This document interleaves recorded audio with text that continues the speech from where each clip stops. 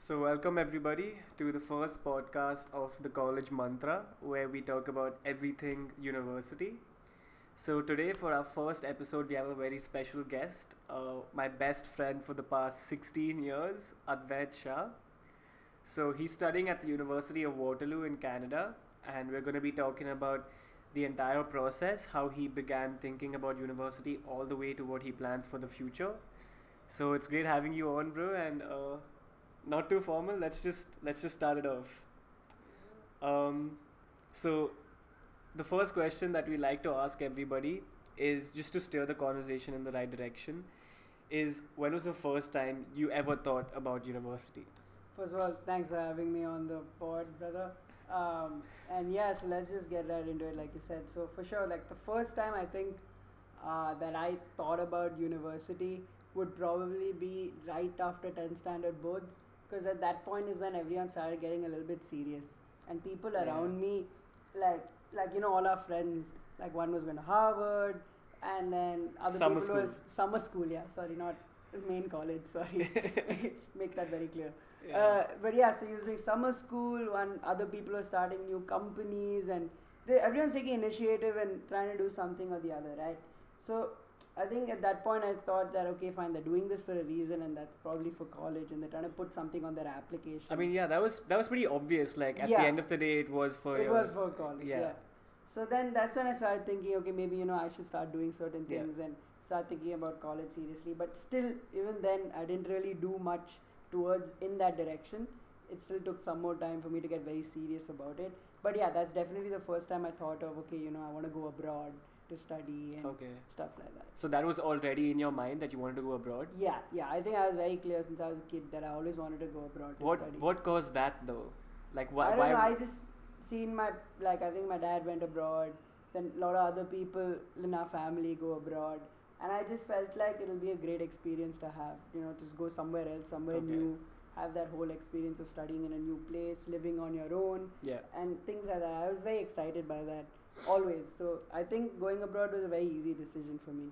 So the entire reason you started thinking about that whole process was it was motivated by your peers. It was peer pressure in sort of a way.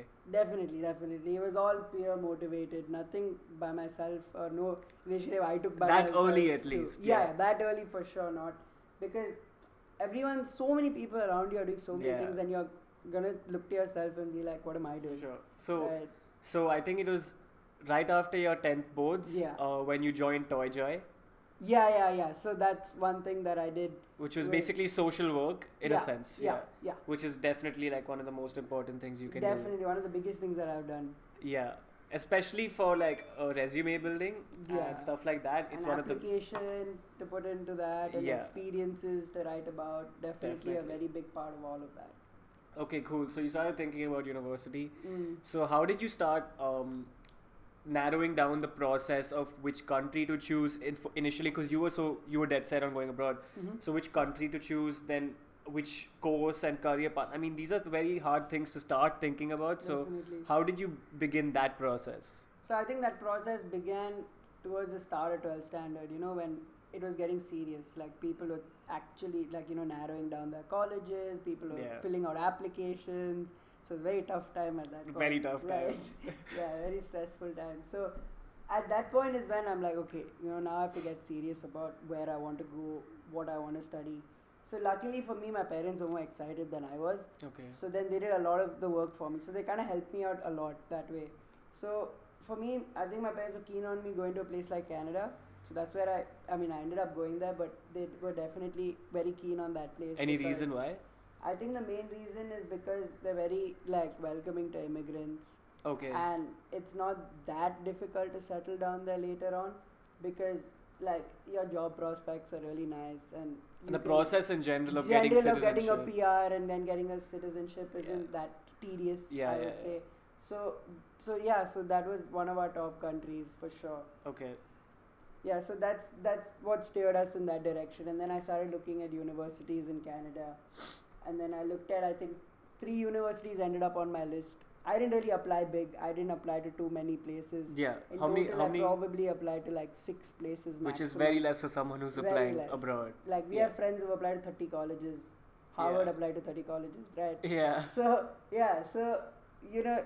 so compared to them, very few colleges, and so I was very, very, very sure where I wanted to go. So I didn't want to do too many applications. So then, that's how it was. And in terms of the course that you wanted to choose, the reason you chose accounting and financial management was because, I mean, you weren't choosing. You told me this before also that you weren't going to take science or computer science because Yeah. that wasn't your forte. You Yeah. took commerce in 11th and 12th. Well, yeah. So, and you already had some experience in the finance Yeah. industry. I wouldn't say like proper experience. I was a kid, but I'd sat in an office. I mean, and compared had to seen- any other industry, you yeah, would say that you had. I've done something. Yeah. there, So I was a kid, I was an 8th standard kid. I'd sat in a brokerage firm Yeah. and seen how it worked, and I kind of enjoyed that a lot. So that kind of piqued some interest in that direction. So that's when I thought, okay, why don't we look at the business front or the finance front while applying to colleges? And then I came across a lot of courses, and the one that obviously accounting and financial management was the best out of everything that I've seen. So I decided to apply for that, and luckily I got into it. And Okay, I'm so doing that. what about AFM like just stood out to you the most? Okay, so again, so there's the big thing of going to Waterloo, University of Waterloo especially is co-op. We'll get into that Yeah, later. we'll right? talk about co-op. Yeah, I'll talk definitely. about co-op later. So co-op was one thing. Then my program offered co-op. Yeah, So that was a big tick mark. and your Right. program offered like guaranteed co-op, right? No, you have to get into the co-op program. You can do that program. No, that's what I'm without- saying. So your accounting and financial management course Yeah. was with co-op. With co-op, yeah, exactly. So technically, with co-op means that you're guaranteed co-op, pretty much. pretty much, yeah. You have to Okay. still get the job, which is not Yeah, that that- easy. yeah. But yeah, you're pretty much guaranteed a co-op. That's what they say. At Okay. least, right? So yeah, so that was one big tick mark. Then the next thing I would say is the course itself, like what it had to offer. I think it gave us the way they showed the roadmap of the course and all the different things that are taught and everything. That was very, very interesting, and it was really appealing.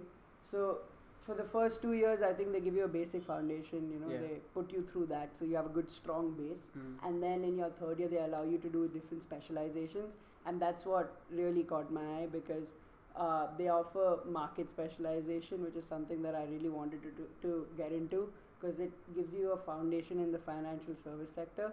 So that was something very interesting to me, and I want to explore that field more and learn more about it.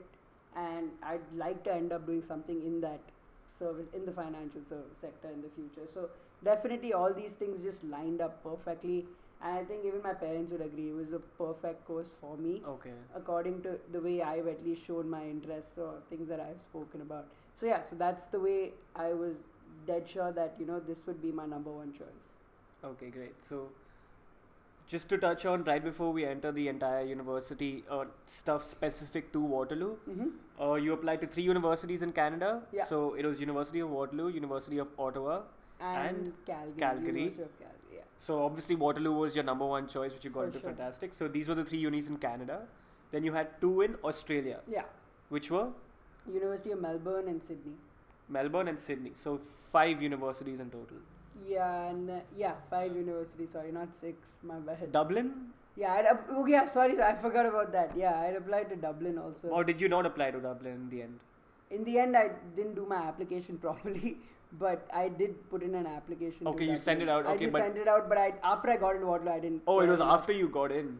They gave me a response only after Okay, fine. on my application so it didn't process, really and matter. it didn't really matter. Yeah. Okay, cool. So now let's get into the specifics of University of Waterloo. So 100%, the first thing that anyone wants to know is like, how hard is it to get in? What do I need? And so I want you to give this from an Indian's perspective, because from from other places, like from the US, from the Canada, you'll have billions of videos, telling them what they need exactly and stuff like that. Mhm. But from an Indian's perspective, it is definitely different.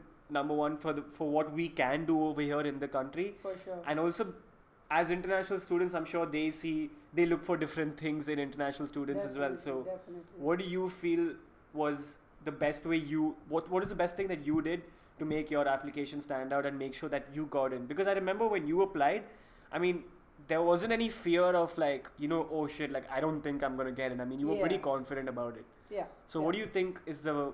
So I would say that so when they put out on their website itself, they tell you what they require. Yeah. And they do tell you what they require from an Indian board. Like Okay. if you see a lot of colleges, if you go and research, like look on their website in their application requirements, they'll have an Indian column where they'll tell you for CBSE we require this, for ICSE we require this. So that's on the academic front, right?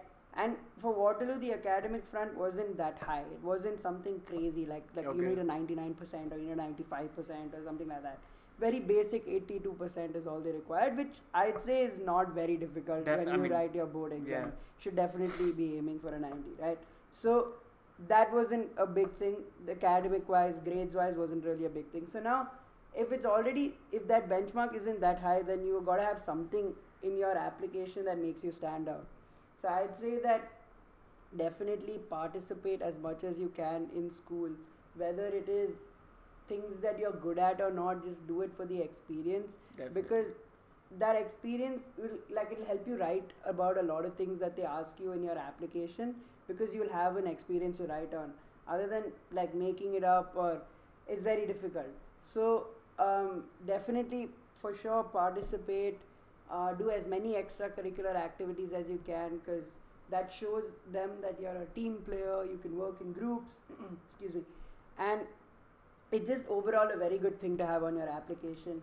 Then other than that, you do a lot of social work, so then they are telling them, I engage with other classes in society and like stuff like that, and that also looks very good on your application, I'd say. And other things is just wherever you can show that you've taken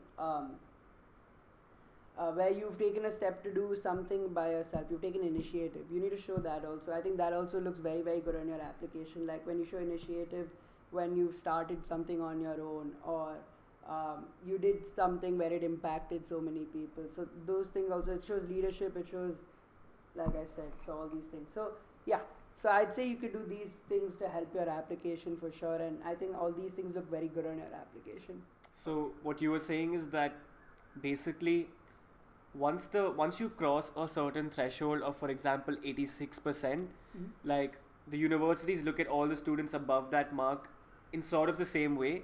So it's the extracurriculars that you do and the other initiatives, like you said, that you take upon.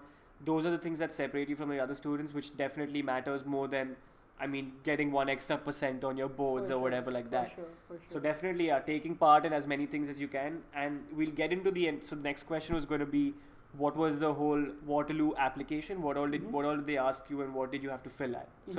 So I'm assuming that they asked you for experiences and stuff like that, and they asked you to write like short essays on that. So the point is that you experience enough things during your school life so that when you have these applications to fill out, you have some nice rich experiences to talk about in depth, because they can definitely tell, as you said, whether you're faking it or not, depending on how in depth you go into the entire thing. So For sure. so talk to me about the entire application, or for Waterloo specifically. Alright, so the application for Waterloo. So Waterloo, to get the Waterloo application, you need to first go through a process where you apply on a website called the OUAC. The OUAC is there. It's like a common app for all universities in Ontario.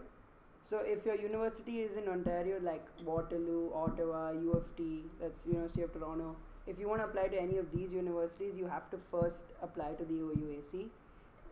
So then you send in your application there, just with basic details. It's just a form that you have to fill, and you have to pay a certain fees. And then after that, they send the application to your email For the specific for university. the specific university, yeah. Yeah. And then you log in through the portal and everything, and then you're in the application. And now to get to the chunk of the application, I think the Waterloo application wasn't really. So it wasn't really very complicated. They had a very simple form. It's called the AIF form, and the AIF form, I think there were 2 essays, and they were 900 characters, so you can't even call them essays. It's just one paragraph, pretty much, right? And I think one of them was asking you why you were perfect for your program, or why you would be a ideal candidate for the University of Waterloo. So I think that was one of the essays. Then another essay, I think, was again very similar to that. So these were the simple things that they asked for in the AIF form. I think they also asked you to list out the activities that you were a part of in the AIF form. I think this is to the best of my memory. And yeah, so that was my first stage. And then I think the next part of your application process depends on your program. So because I was part of the AFM program, or the Accounting and Financial Management program, I had to do a video recorded interview and I had to do a trait test. Okay. And if you're in the engineering program also, I think that you have to do a video recorded interview as well. So the way that works is, again, they send you an email, they tell you when you need to do it. Yeah. It's called the AFMA for the Accounting and Financial Management. I'll talk from that perspective because that's what I did. So they give you 3 questions and they give you you have unlimited practice attempts. You can just keep practicing the questions. And the good part about this is, even when you do your real attempt, which they will then capture and keep with them and review for applications, that attempt is also on the same questions. Okay. So you have time to prepare your answers properly, and I think it's a 30-second or a 90-second, I think you speak for. Yeah. Or it is 30 for each question. I'm not very sure. Okay. But it was something like that. And yeah, so it gives you time for you to prepare for each question, answer it properly. And if I'm not wrong, these questions were, again, they were based on experiences. Because I think I remember there was one question which says, how was it when you worked with different classes in society? How was that experience? Have you ever done it?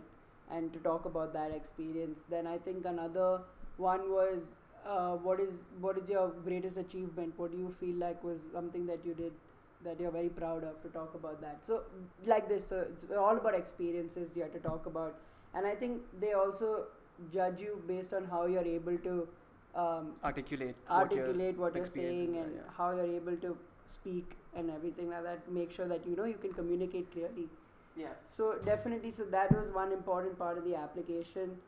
Then another thing that I had to do immediately after I had sent in my video recorded interview was a trait test, which was just they just asked you random questions and you had to just fill how do I say this, if you are more likely to be that person or not as likely. So and you had 4 options or 2 options? I think it was rate between 1 to 7. Okay. So if you put 7, then you're more likely to be that kind of a person. Most likely, and then 1 is one least. is least likely. So Yeah. I think that, to my memory, it was that. So yeah, so I had to do these things for my application. So this was my entire whole application process. Only after I submitted my trade test was my application complete. Yeah. So I remember I applied to Waterloo as well. Yeah. And by far the Waterloo application was the worst. It was. I found their AIF portal and everything very not user friendly. And I remember, I remember calling you and being like, I'm so irritated. I don't even feel like applying and stuff.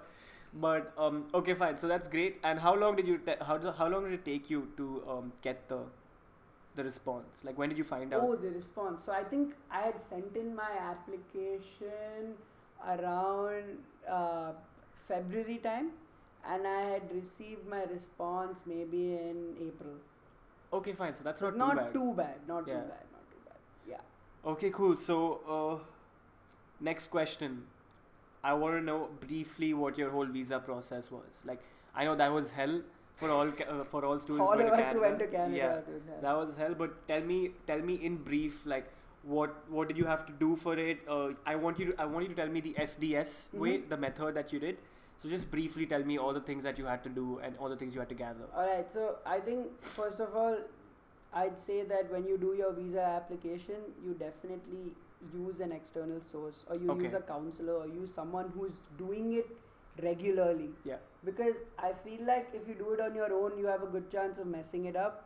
And if you mess it up, then it's just a lot of pain, and it just takes up a lot of your time. Yeah. So there's a lot of work that needs to go in for a visa process. It's not a very simple thing. And of course, the faster you get to it, the better it is for you, because then you'll get your visa also faster.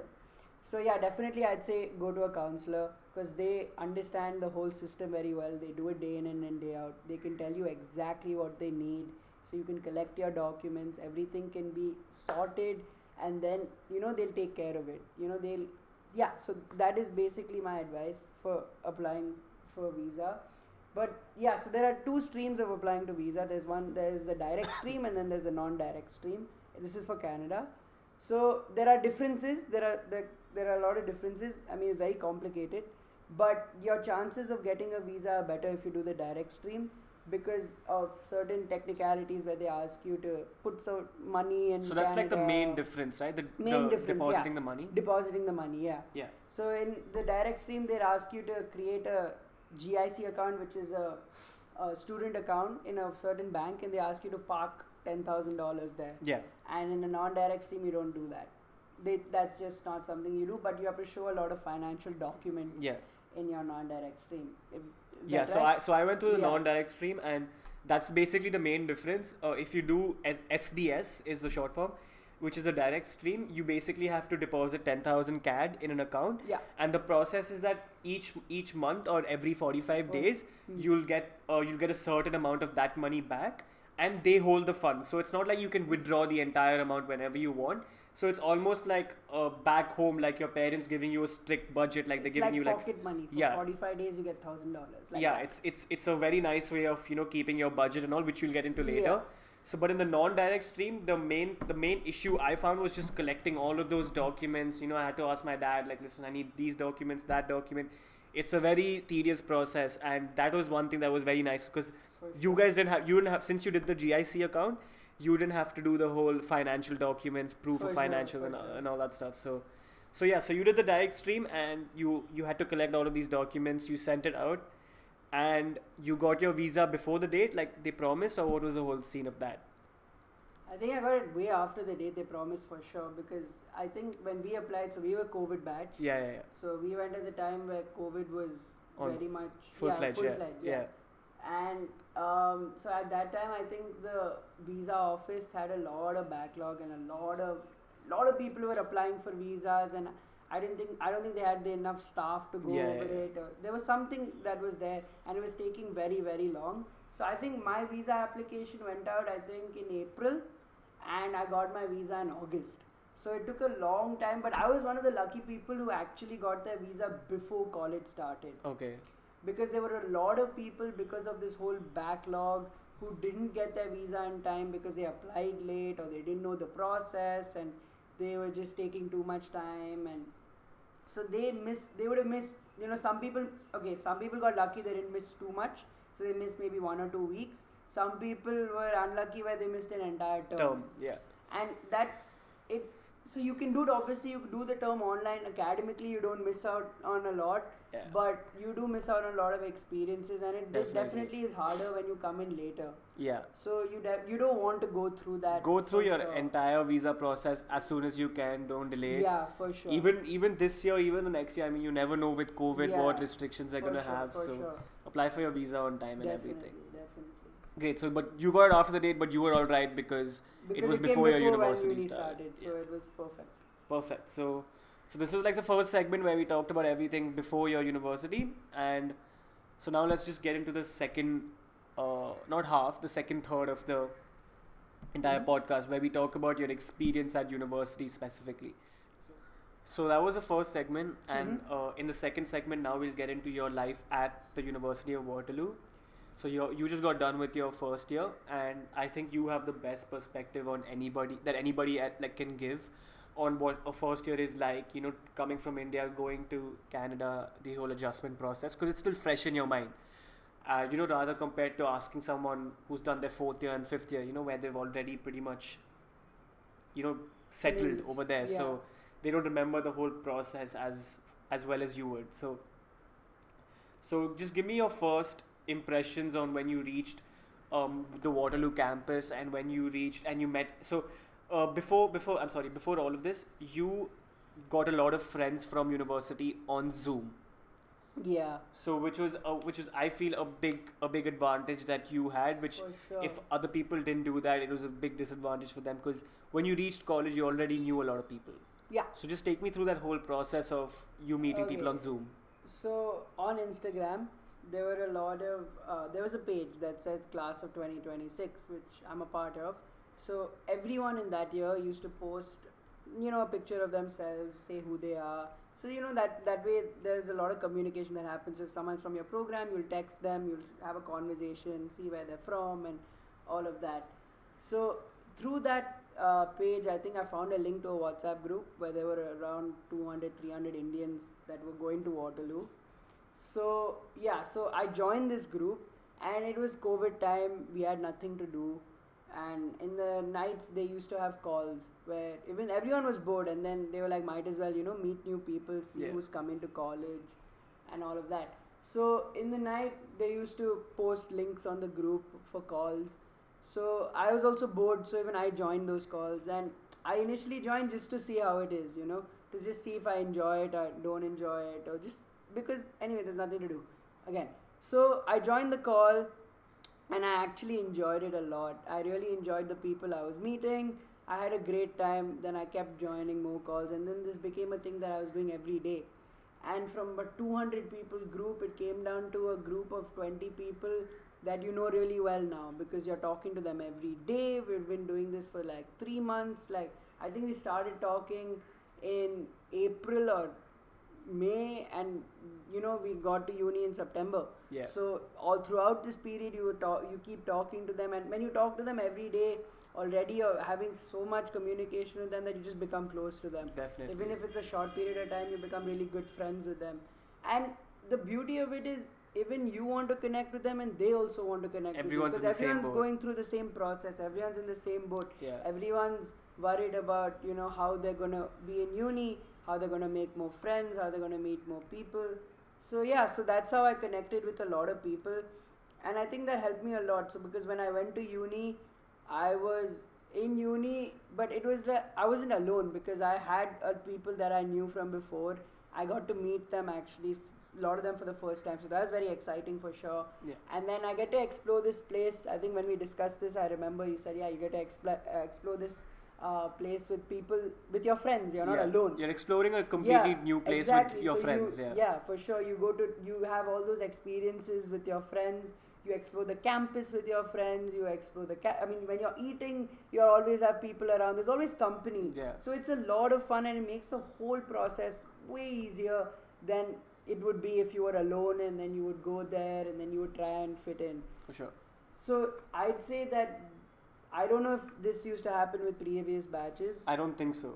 I Okay. think this is a COVID thing. COVID thing. Yeah. Okay, So, but cool. it's you definitely recommend Yeah, doing this. yeah. If there is something like that going on with your college, definitely join it. It'll give you a taste of who's coming. For sure. And yeah, again, like I said, like you'll always have people there with you. You won't be alone. So that is definitely a plus point. Give it a shot. If you don't like it, then you don't yeah, like then it. you don't. Then it's fine. Then yeah. it's like you're back to doing what you were going to do anyway. So Yeah. might as well give it a shot. Yeah, And for sure. so I was one of those people who didn't indulge in the Zoom calls at all. And I remember like my first 2 weeks in university where, it is hard for anybody else like to go there, meet new people, and find your group in the beginning itself. So I really thought about it at that time. I wish I did meet some people on call and on Zoom and stuff like that, where I already had something comfortable as I got there. So that was great. And now let's get into what you felt about the campus, the weather, and just Canada as a whole when you arrived there. How was that experience? So actually, you would know, because we took like crazy routes to travel to Canada, because at that point they were not accepting Indian RT-PCR tests. We had to go get tested in another country and stuff like that. So we'd been traveling for a good 30-40 hours for sure, right? And that was a very like tiring journey. So I remember I landed, of course, in Toronto, because Toronto is around 2 hours from Waterloo, and that's the biggest city near Waterloo. So definitely, so I landed in Toronto, and then I decided to stay there for 4 days, because I was like, uni's not starting anytime soon, might as well explore it a little bit, because I've come here, I'm excited. So you did all touristy stuff. So yeah, all these touristy things, visited a lot of places, just walked the streets really, and I'd never been to that part of the world, so I was extremely excited. So I was just happy walking, looking at how the people are and all the different stores and the streets, just walking, enjoying, doing all touristy things for sure. So that's how my first few days went. Then of course, it's time to get down to business, get to university. So we took a bus from Toronto to go to Waterloo, which dropped us off at university. So my first memory of university is that it is huge. Okay, at that point I felt like it was really big. Now I don't think so as much, because now I've walked it couple of 100 times, I'm sure, like, over the past year. And doesn't feel that big anymore. But at that point, I remember feeling that it was huge, and I'm lugging 3 bags from the bus stop, which is on one end, and the dorms are on the other end, and just lugging it all the way there and going through that campus. And of course, you don't know how campus works at that point because it's your first day. Yeah. So you're on Google Maps. Oh, where's the dorm? Where's the dorm? And everything. And it's all panic season. So yeah, so that is probably the first day, first memory of campus. So yeah, so getting into the dorm, then entering my room, seeing it. Obviously, nothing is there. It's just a plain room that they've given you, and it's all clean. It's the cleanest it's ever been. Because the first time you as soon as you get into it, it's a decline. It's just a decline after that. But yeah, so I remember the first day, so we went in there, and then after that you have to set up your room. So went to Walmart. So that was my first Walmart trip, going to a Walmart, picking up all stuff that you would need. Like you need a shoe rack, you need a mirror, you need cleaning supplies, you just need a hanger, and basic things stuff, like that. Yeah. Food also, yeah. So nothing, so I went, picked that up, then set up my dorm. So yeah, this is like my first day, first initial experience of the whole campus and everything. And definitely I felt like the campus was extremely beautiful. There was a lot of greenery, at that point greenery because it was not snowing by then. But when it gets to winter, it's just all white. You don't see any, there's no difference. But yeah, at that point a lot of greenery. Just generally very, very beautiful, like nice infrastructure. And I was really having a good time. Then I got to experience my cafe because, went to eat food in the cafe, of course, because when you live in the dorms, you have a meal plan, so you eat in the cafe. How was the food? So I'd say I enjoyed it in the beginning, but then after a point, you get tired of it because, like, I think we discussed this as well. You're not used to it, right? That's just not your staple diet. Exactly. You're not used to it. You need your roti after a point. You're just craving. You start craving it. Like imagine, like over here, you're like, okay, no roti, I'm happy. But the minute you go there, you're like, okay, where's my roti, right? Yeah. So definitely those things you feel, and yeah, you do eat out quite a bit. I'm not gonna lie, for sure. But after a point, dorm food does get a bit repetitive, and it gets really like annoying, and you just don't like it anymore. But initially, it was fine. I enjoyed it. And it wasn't bad food by any means. It was pretty good food also. So yeah, I mean, that was my experience of the cafe the first time. And then, yeah, I mean, that was pretty much it. That was my first initial day that I stayed in on campus. And these were the things that I experienced. Yeah, nice. Okay, fine. So we spoke about, your social scene with your friends. And obviously, like, we didn't go too in depth in that. But, I mean, we got a basic idea of, you already had your small circle which grew bigger as you met new people and stuff. For sure. And that stuff just has a way of working itself out. Like, for sure. There's no way you can prepare for that. All you can tell all the best advice, I guess you know this and even I know this, like the both of us can give anybody is just get out of your comfort zone, understand that everyone's in the same boat as you. How much ever you think that, people already know each other and stuff like that, that's just not the case. Everyone wants to make new friends and stuff. Yeah, it's a very different thing going out from school into uni. Everyone is in the same boat, so just go out, talk to people if you want to. Do your own thing, don't get pressured into anything. For sure. So now let's get into the main aspect of why you go to university, which is your academic life. So everyone has heard about, like, especially like the competitive courses like engineering and computer science and stuff at Waterloo, especially, like it's a very competitive school, and it's a very hard school in terms of education, and you really have to be on your game, throughout. For sure. So talk to me about the academic life at university. So definitely, so I started off university over there where things were predominantly online because I don't think the government had still allowed us to go offline or to have in-person classes. So you were in Canada, but you were doing it on I was doing it in my dorm. in your dorm. I was in my dorm doing it. So timing-wise, it was very good, but otherwise I could have done it really anywhere. It didn't make a difference. Yeah. But it was good to be there for sure. I'd do the same thing again. For sure. But yeah, so my initial experience was all online predominantly. I had a few classes that I could go for, which was nice because you get to interact with a lot of people and you get to see a professor actually, teach a class, and you have the whole in-classroom experience, which is obviously the best. Yeah. I don't think anything else can match up to that. But so my experiences were all online initially, and it was different, definitely. Like the classroom sizes were like enormous because in your first year, it's like the whole the whole faculty or everyone that is taking the courses in these classes, right? And there are around like 500, 600 kids in your program. So it's a huge classroom. It's like you're sitting in an auditorium. I mean, at that point I wasn't, but later on I did sit in an auditorium where there are a lot of people and there's one professor talking. So that was very different and very interesting, and I actually enjoyed that whole experience. And like, yeah, just the way they teach you, I think over there is completely different. I think they don't really go off of textbooks. I think they create their own presentations. They create their own way of they put their point across in very different ways. Like other than like how it would be out here. I think for sure, like definitely the way I was being taught in school was completely different from the way I was being taught in university. That I can say for sure, and I'm sure even you can say the same for that aspect. But yeah, so yeah, the teaching styles are different. So they teach you more in presentation terms and Yeah, modules and stuff like that. presentations and yeah, it's not textbook learning. They're not Yeah. reading from the textbook. And so getting into the whole thing about the difference between studies here and over there, the main thing that you mentioned before was the whole mugging aspect. So how over there they test you in different ways. They also have different ways, like they also have different materials from which you study from. So explain explain the process of how it's different compared to over here. Yeah, so like over here, we've all been through school, right? And in school, we did a lot of mugging because a lot of our answers were long answers, and certain things had to be written exactly like how they were written in the textbook. So you couldn't go against that, or you couldn't. There was no escape from it. You just had to do it, right? But over there, it was different because at least with all the exams that I wrote, the way I prepared for them, I felt like every time I would just read the content and I had to just understand it, and I was able to answer practice questions, and that just helped me a lot because I didn't really have to sit there and memorize each and every line, like how I would do in school. So that was a very cool experience. And also a lot of the questions would just be objective questions, either apply your mind or apply the things that you've learned, right, in different ways. So all that was a really cool experience, and I feel like I like learning that way.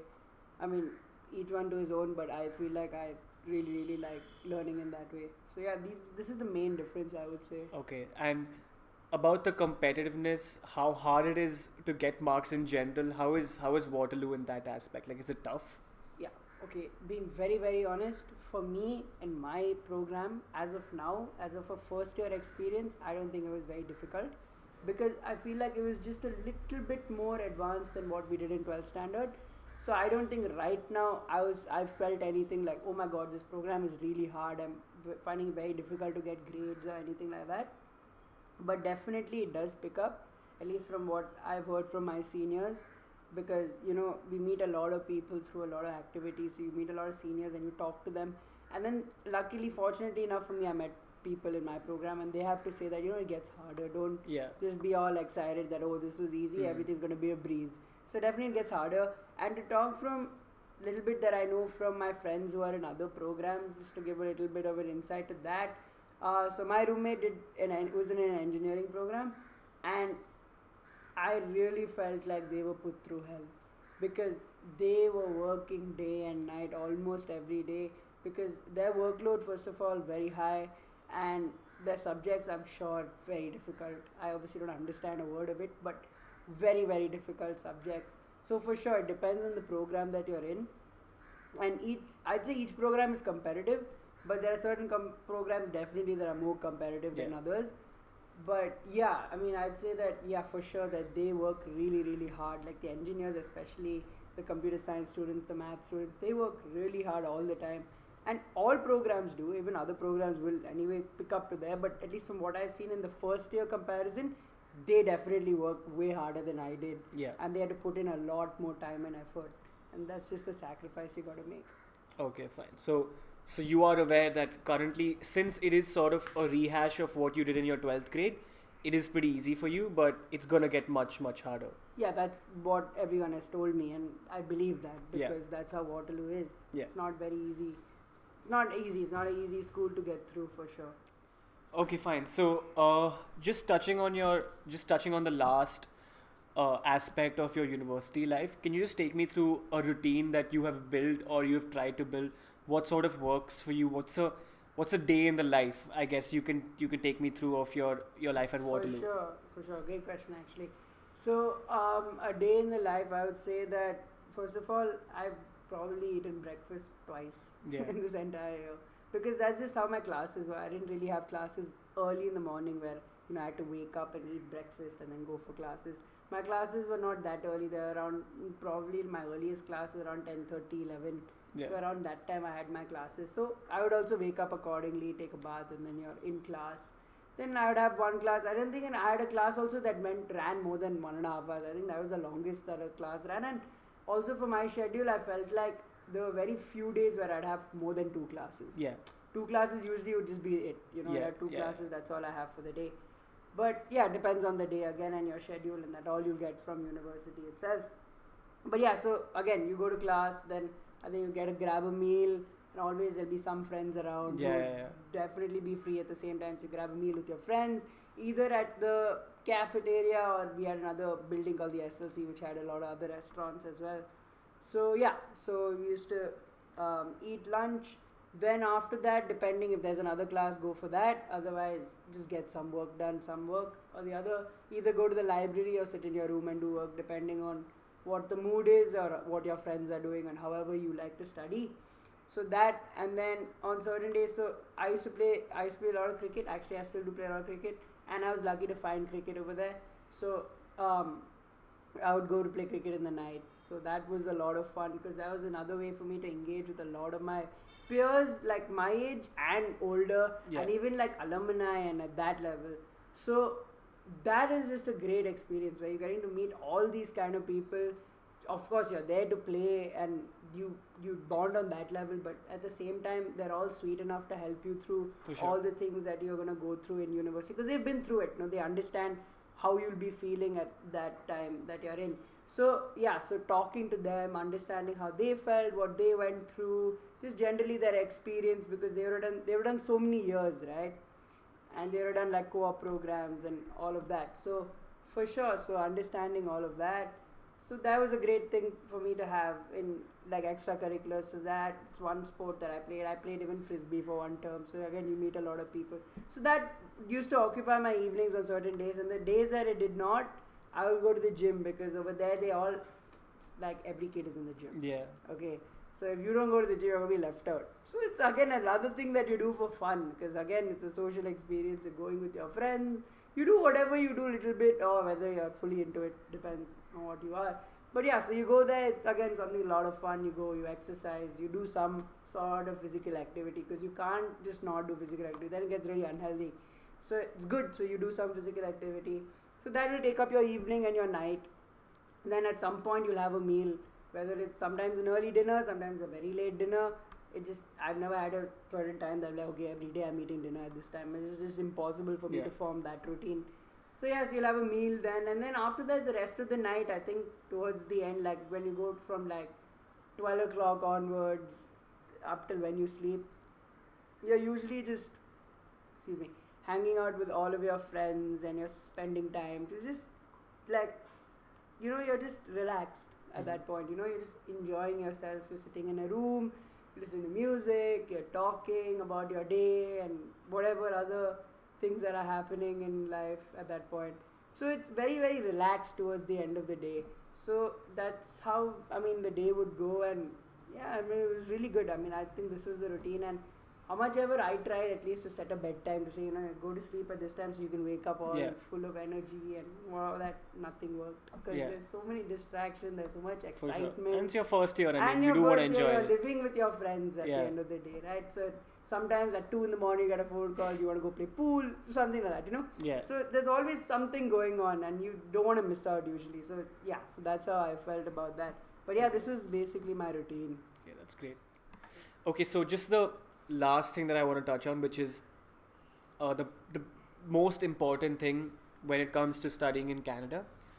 I want to talk to you about co-op. So just run me through the entire process of what co-op is, what exactly it means, how it helps you, and how the university allows co-op for students and stuff like that. So just explain it to me as if I have no idea what it is. Alright, so what co-op means is it's a work term. Yeah. So like you have a study term for 4 months, so at least in Waterloo, you have 2 study terms in a year that make up a year. So you'll have an A term and a B term, and they each will be of 4 months. So just like that, identical to that, you'll have a work term. Yeah. So one work term is again 4 months. Yeah. So co-op term is basically a work term. And depending on your program, you get a set number of co-ops that you can do. So if you're in an engineering, computer science or math or something like that, you'd get around 5 to 6 co-ops. So you get a lot of co-ops. Whereas if you do an accounting and financial management program or you're in an arts program, you get around 4 co-ops. And the beauty of this program is that Waterloo requires you to do 4 co-op terms to graduate, because you need those credits to graduate. So that's a very good thing. So they kind of force you to work if you're in a co-op program. So now the way it works is, so everyone starts their co-ops at different times, because that just depends on the sequence that you get, that the co-op sequence that you are enrolled in. So for example, right now I'm on an off term, Okay. because I don't have co-op nor do I have study. And since I have less number of co-ops, there's no reason for me to have a co-op in this term. In your Exactly, I can take an off term and probably work on my resume so that I get better job, right? Yeah. So I have an off term, whereas other people who have more number of co-ops, they have co-op right now. Yeah. So that's the basic idea of when it happens and what it is. So now getting into the application and everything, I'd say that Waterloo does a very good job of providing you a portal. So they provide you a portal where all job listings come. So the term which are university student specific, as in these jobs are given only to university students. No, I don't think it's like that. Maybe other people can also apply, but it's just easier for us so that we just have to go to one place to look for the job. Okay. Otherwise, you'd have to go to so many 100 different websites, and you have to do your own research and try and find where they're offering me a job. Whereas on this is just everything's in one place and it's all through a system. So it's much easier because they help you like that, right? So anyway, so getting into the application process, they provide you a portal where all your job listings come. Where all the job listings come, right? And you send in your applications a term prior to when you have your work term. Yeah. So if I have a study term right now and the next term is my work term, I'd apply for jobs in my study term. Yeah. So that's when you apply. And now on this portal you'll get according to your program. So if you're in an engineering program, you'll get jobs related to engineering listed for you. If you're in a finance program, you'll get all jobs finance listed to you.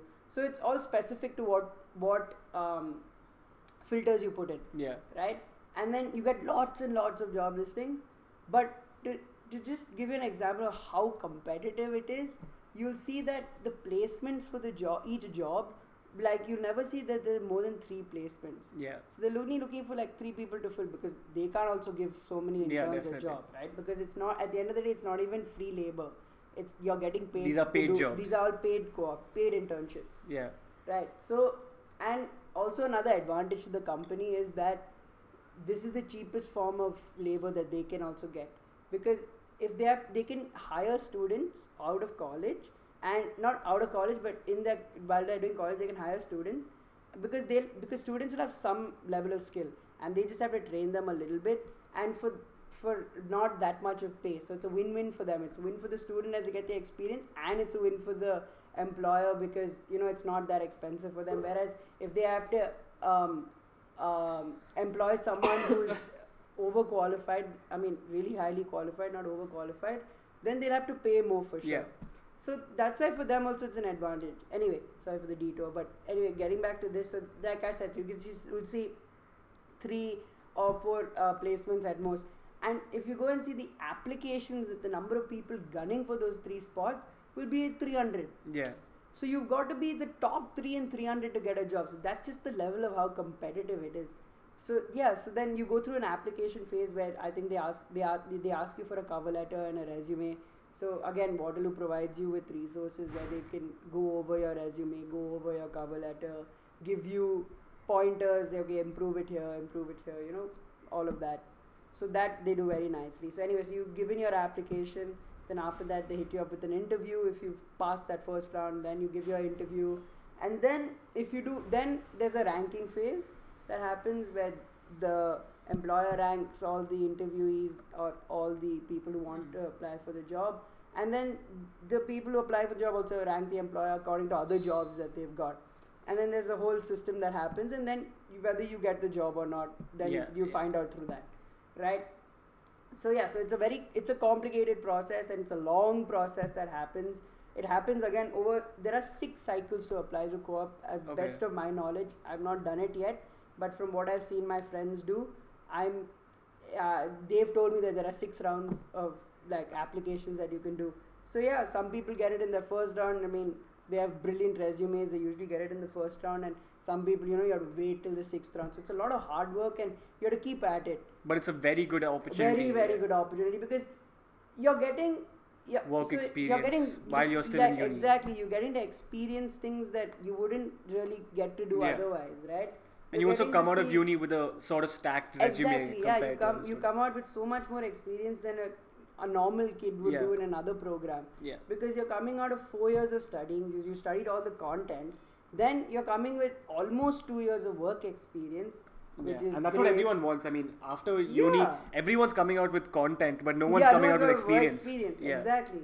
So that you save a lot of time also in some way or the other. Yeah. So yeah, for sure. I mean, and it obviously, the process of applying for a job gets easier as you go for your next co-op, because then you'll have the experience of the previous co-op, and obviously you get older, so you learn more things in your program. So it should get easier. Yeah. I'm not saying it 100% gets easier, but logically it should. So that's how this whole like system works, and I really think it is a very, very good thing to have in college, because you're literally getting to see how the industry works, or where you want to work, how it is, and you can tell whether you like it or not. Yeah. And it can help you make the decision, where otherwise, if you didn't get this opportunity, you'd waste 4 years doing it, and then after you went into it, like, hey, I don't like this. So you eliminate all of that, where you get to actually go, get your hands dirty, see what's going on, and then you would be like, okay, yes, I think I'm doing the right thing, or maybe this is not working, I should try something else. Yeah. So it helps you with that also. So yeah, I mean, this is the whole co-op process and everything that I know as of now about co-op. Okay, fine, cool. Mm-hmm. So this was our second segment. Mm-hmm. So we'll just get into our third segment, which is pretty much rapid fire questions, just about your future. I mean, this is not like coffee with Karan or anything, but just to know more about you personally and what you plan to do after university. Cool. So let's get into the third segment. Mm-hmm. Okay, fine. So overall, like taking everything into consideration, how does your university improve your career decisions and career path? Like, obviously you have co-op. Yeah. And do you think the education you're receiving there is also like very worthwhile and worth what you're paying for and worth what time you're spending over there? I can only answer this according to what I've done for the first year. I don't know how it will change or what is going to happen later on, but definitely for what I've learned till now, I find it very useful. I find it very interesting, and I'm enjoying what I'm studying. So definitely I would say that. Okay, fine. What are your plans after university? So as of now, my plans, at least from what I'm thinking right now, is probably try and settle over there and hopefully have a job and everything. And yeah, that's probably it. Like right now, I'm just trying to get a job there, settle there, and then see where life takes me. Okay, fine. And also, a big reason why people go to Canada is because it's a really good gateway to getting a job and eventually settling in the US, because the pay over there is so much better than a lot of other countries. So is that something that you're looking at as well? Being very honest, I haven't thought about all of that, but maybe, yeah. I don't know in the future what's going to happen, but as of now, I haven't thought about things like that. So, but you do plan on settling abroad. I mean, there's no return to India on the cards right now. Yeah, as of now, there's no thought in my mind of coming back to India right now. Right now, I want to see where like life takes me over there, and I want to settle there and work there. Okay, fine. Yeah. And any plans of doing a post-grad? I don't know. So again, with this program that I'm doing, there's a very good chance that after I finish 4 years of studying my undergrad and then doing these 2 years worth of co-op, there's a very good chance that I just do a post-grad, because it's just 8 more months. Okay, fine. So That's I can something that. also come out with a master's. I'm not 100% sure of this. I could be completely wrong with what I'm saying. But that's something that your university potentially allows you to do. Yeah, if I'm not wrong, that is probably something that they allow. I'm not 100% sure. But yeah, I mean, I don't know. I haven't thought too much in depth about these things. Okay, fine. And just a last question in general. Mm-hmm. I know we touched on this a bit earlier when we were talking about the applications, but advice to younger applicants who are trying to get into Waterloo. Yeah, I just think it's very simple. I've always said this, always just try and do as much as you can. Well, in school, just participate in everything, make yourself known. Then, if you get any leadership opportunities, definitely take it and take initiative and do different things. Yeah. All of this looks good and it gives you experiences to write about. And it's very easy to write about an experience when you've done it rather than making it up. And yeah, we've touched on this before also. So it's don't just the chase same that 99, don't chase that centum. It's cool. Just chase as many experiences as you can. Get it, but like, Yeah, you don't make it a that's big the deal thing. if it's not. Yeah, don't ignore your extracurriculars Yeah. for your studies ever, because trust me, like, we realized that when we were applying for universities, that not that we got centums or anything, but we Not just even realized close. that, yeah, that it does not matter. Your extracurriculars definitely matter a lot, so focus on that. Yeah, for sure. Yeah. Okay, so great. It's been a great podcast. Filming this with you has been a lot of fun. Mm-hmm. So I just want to leave you with this one last question, which we don't disclose to any of our guests. I mean, next time the person might. So it's just my surprise. Yeah. So this is just a surprise for you technically, but Mm. everything we ask this question at the end to any of our guests, and the question is, if you could say one line, anything that you stick by to enrich your college experience that you live by at uni, what is your college mantra? Difficult question. Very difficult question. But I think something that comes to mind when you say that is, I just think I'd stick by no pain, no gain, because we've discussed about this also before, where it's just like you need to step out of your comfort zone and you need to do things that you don't normally do, and that's what enriches your experience over there. So definitely no pain, no gain is what I would say for that. Okay, that's great, man. Thanks for coming on. Alright. See you Thanks guys. for having me.